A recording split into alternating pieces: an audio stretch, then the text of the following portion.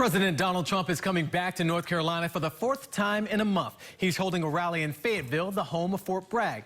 Today, Joe Biden's campaign is going after the president on his record on the military and the COVID-19 pandemic.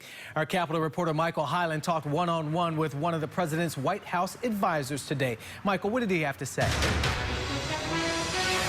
All right, Peter Navarro says the president is going to talk about the state's role in the overall economic recovery and in developing a COVID-19 vaccine.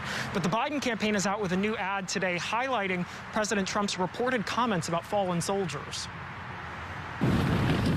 Supporters in Fayetteville getting ready for a rally with President Donald Trump Saturday night. I talked with one of the president's advisors at the White House, Peter Navarro, on Friday. The campaign will give people masks, but at previous rallies, many people did not wear them or practice social distancing. Is the president in any way undermining the efforts of the task force to get the coronavirus under control? I can't speak to that. What I can speak to is what the message is. And North Carolina is really a critical part of the economic recovery that we need. On Friday, Joe Biden's campaign went after Trump with this new ad calling attention to a report in The Atlantic earlier this month, saying he called fallen soldiers losers and suckers. And those spouses are not suckers. On a conference call with Democrats, members of military families talked about the impact. There's a lot of hurt here because that's not what a commanding-in-chief does. He neither understands nor respects the idea of duty on our country. Trump has denied making those comments, and many of his aides have defended him as well, saying they did not hear him say those things. In his new book, Bob Woodward reports the president made derogatory comments about generals to Navarro personally. Did that happen? Bob Woodward, to me, is like a barnacle.